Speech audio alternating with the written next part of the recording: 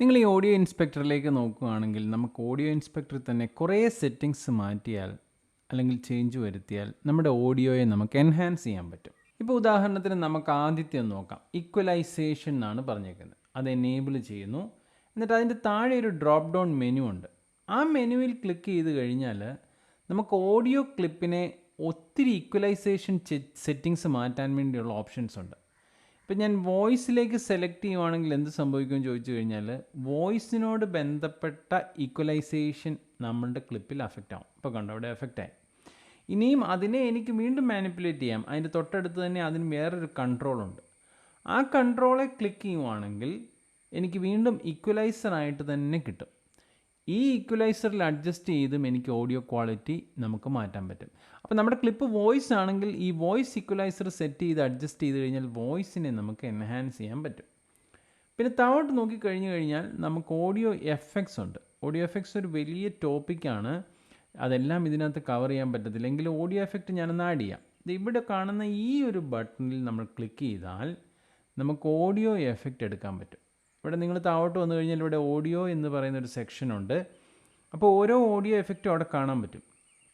അപ്പം നമ്മൾ ചെയ്യേണ്ടത് എന്താണെന്ന് വെച്ച് കഴിഞ്ഞാൽ നമുക്ക് ആവശ്യമുള്ള ഓഡിയോ എഫക്റ്റ് ഏതാണെന്ന് ഇതിൻ്റെ അകത്ത് കണ്ടുപിടിക്കാം. എക്കോയുണ്ട്, റോബോട്ടിക് ഉണ്ട്. നിങ്ങൾ ആദ്യം ഏതാണെന്നൊന്ന് സെലക്ട് ചെയ്ത് അല്ലെങ്കിൽ സ്കിം ചെയ്ത് നോക്കുന്നു. അത് ഇഷ്ടപ്പെട്ടാൽ ആ ഓഡിയോ എഫക്റ്റിൽ ഡബിൾ ക്ലിക്ക് ചെയ്താൽ മതി. അപ്പോൾ എന്ത് സംഭവിക്കും? ആ ഓഡിയോ എഫക്റ്റ് നിങ്ങളുടെ ക്ലിപ്പിലോട്ട് അപ്ലൈ ആവും. ഇത് കണ്ട് ഇപ്പോൾ ഇൻസ്പെക്ടറിലും അത് നിങ്ങൾക്ക് കാണാൻ പറ്റും. ഇപ്പം നമ്മൾ ആ കാണുന്ന ആ എഫക്റ്റ് ഇപ്പം നമ്മൾ ആഡ് ചെയ്തതാണ്. അതിനെ വീണ്ടും അഡ്ജസ്റ്റ് ചെയ്യാം. അതിൻ്റെ തൊട്ടടുത്ത് നമുക്ക് ഈക്വലൈസർ വീണ്ടും കിട്ടും, കൺട്രോൾസ് കിട്ടും. ആ കൺട്രോൾ അഡ്ജസ്റ്റ് ചെയ്യാൻ പറ്റും. അപ്പോൾ ഇങ്ങനെ ഒത്തിരി പരിപാടികൾ നമുക്ക് ഈ ഓഡിയോ ഇൻസ്പെക്ടറിൽ നിന്നുകൊണ്ട് ചെയ്യാൻ പറ്റും. പക്ഷേ എല്ലാം നമുക്കിവിടെ കവർ ചെയ്യാൻ പറ്റത്തില്ല.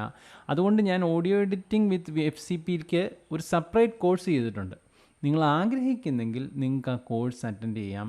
ഓഡിയോ എഡിറ്റിങ്ങിനോട് ബന്ധപ്പെട്ട് FCPയിൽ നമുക്ക് ചെയ്യാൻ പറ്റുന്ന ഒത്തിരി കാര്യങ്ങളുണ്ട്. ഒരു ക്ലിപ്പിനെ സ്റ്റീരിയോ ആക്കുക, ഒരു ക്ലിപ്പിനെ സറൗണ്ട് സൗണ്ട് ആക്കുക. 5.1 ചാനൽ ഉണ്ടെങ്കിൽ നിങ്ങൾക്ക് സൗണ്ട് ഡിസ്ട്രിബ്യൂട്ട് ചെയ്യാൻ പറ്റും. പിന്നെ നിങ്ങളുടെ എങ്ങനെയാണ് ഒരു ഓഡിയോ ക്ലിപ്പ് കിട്ടിയാൽ അതിനെ അനലൈസ് ചെയ്ത് അതിൻ്റെ അകത്തു നിന്ന് നമുക്ക് വേണ്ട കാര്യങ്ങളൊക്കെ, അനാവശ്യമായ കാര്യങ്ങളൊക്കെ റിമൂവ് ചെയ്ത് ആവശ്യമായ കാര്യങ്ങൾ നിലനിർത്തുന്നത്, ഇതെല്ലാം ആ വീഡിയോയിൽ പറയുന്നുണ്ട്. നിങ്ങൾ ആഗ്രഹിക്കുന്നെങ്കിൽ നിങ്ങൾക്കത് എൻറോൾ ചെയ്യാം.